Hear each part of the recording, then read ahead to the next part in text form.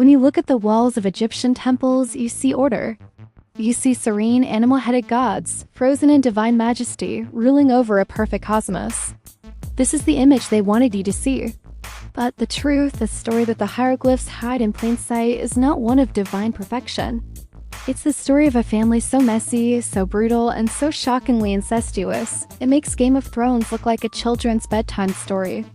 To understand the chaos, you have to start at the beginning. The world was formed from the embrace of Geb, the god of the earth, and Nut, the goddess of the sky. They were not just husband and wife, they were brother and sister. From their union, the four central figures of our story were born: the wise Osiris, the magical Isis, the chaotic Set, and the mysterious Nephthys. To keep the divine bloodline pure, these four siblings were then paired off and married to each other. Osiris took his sister Isis as wife, and Set married his sister Nephthys. This wasn't just a royal family. It was a closed loop, a divine pressure cooker with no escape. This incestuous foundation is the secret key to understanding everything that comes next. When your only rivals are your own siblings, jealousy becomes a force that can tear the universe apart. Every betrayal is a wound that cuts to the very core of creation. This tangled, insular family wasn't just destined for drama. Their very nature was a guarantee of a violent, bloody conflict. It wasn't a question of if their perfect divine order would explode. It was a question of when. Into this pressure cooker, a king was born. Osiris was a benevolent ruler who taught humanity how to farm, gave them laws, and was loved by all. All that is, except his brother Set. While Osiris ruled the lush green world, Set was the lord of the barren red desert. Every day, he watched his brother's glory grow, and a bitter cosmic jealousy began to fester in his heart. But his hatred was patient. He wouldn't just challenge his brother. He would orchestrate a betrayal so perfect it would be celebrated as a masterpiece of treachery for eternity. First, he secretly obtained the exact measurements of his brother's body. Then, he commissioned a magnificent sarcophagus of priceless wood, gold, and silver. With his trap ready, Set threw a great feast in his brother's honor. At the height of the festivities, he revealed the golden chest and announced a simple game. The prize would belong to whoever fit inside it most perfectly. One by one, other gods tried and failed. Finally, Osiris, confident and unsuspecting, lay down inside the chest. The fit was, of course, perfect. Before he could smile, the trap snapped shut.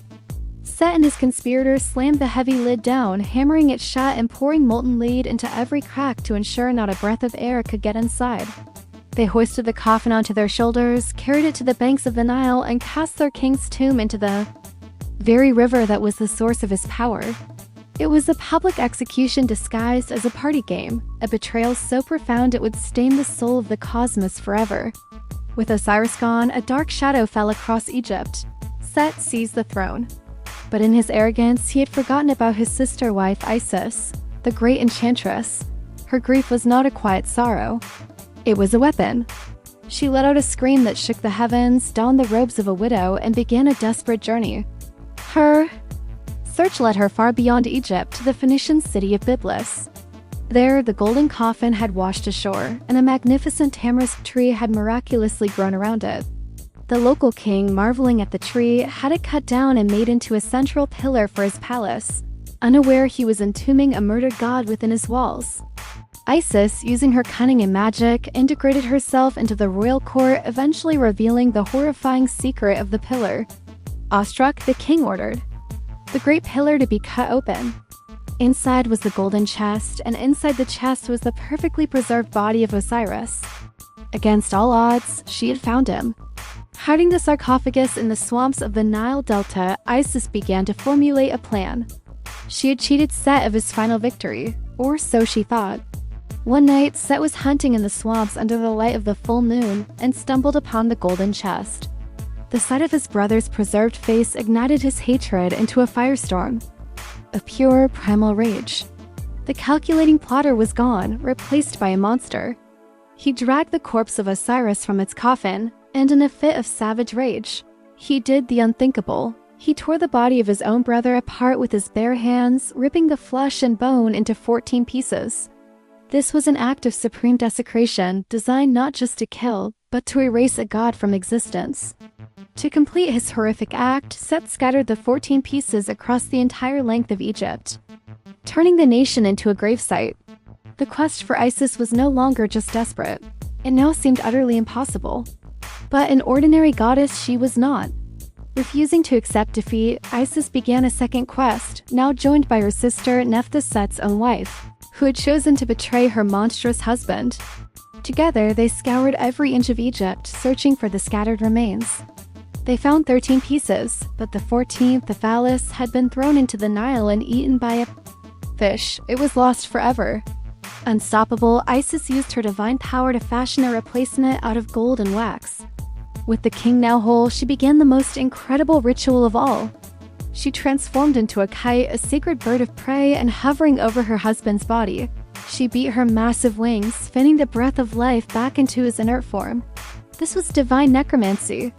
For a brief, sacred moment, Osiris was revived, and in that moment, the goddess coupled with the reanimated corpse of her husband. From this union of life, death, and pure magic, she conceived a son, Horus, the boy who would be king. Hidden by his mother's magic, Horus grew to manhood, bred for a single purpose: vengeance. When he came of age, he challenged Set for the kingship, and what followed was a deeply personal, savage blood feud that would rage for 80 long years. They battled across Egypt, transforming into giant beasts. In one brutal confrontation, Set gouged out Horus's left eye, the eye that represented the moon. Horus retaliated in kind, maiming Set and robbing him of his virility in an act of parallel mutilation. Both heir and usurper were now permanently scarred, their hatred carved into their very bodies. The conflict even devolved into bizarre and grotesque contests of dominance, too strange to fully describe. After 80 years of savage war, the cosmos was in tatters. A final judgment was called before the tribunal of the gods. The arguments were fierce. Set argued from a position of strength, Horus from a position of legitimacy. The gods were divided. To break the deadlock, they sought counsel from Osiris himself, now the ruler of the land of the dead. His response was not a gentle plea. It was a cold, terrifying threat.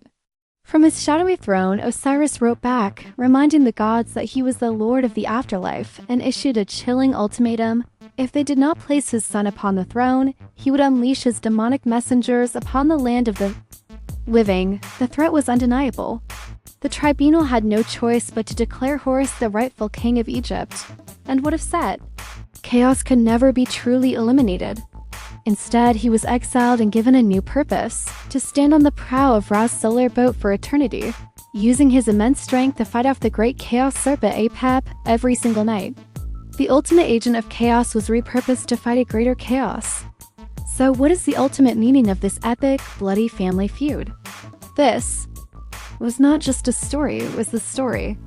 The violent, tragic, and dysfunctional history of this one divine family became the blueprint for their entire civilization. The resolution defined their cosmos. Osiris became the permanent lord of the underworld, his story the central promise of eternal life. Horus became the king of the living, and every pharaoh was his living incarnation.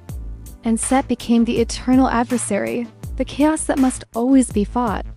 The entire elaborate Egyptian obsession with the afterlife was a desperate echo of Isis's original quest. In the end, the grand serene civilization of ancient Egypt was built upon a dark and twisted family secret. It is the story of a single family scar carved so deep it defined one of the greatest civilizations in human history. If these dark truths from mythology made you question the stories you thought you knew, maybe hit that subscribe button. Because the gods were rarely as noble as the statues built for them, and there are plenty more monsters hiding in plain sight. And trust me, you haven't heard anything yet.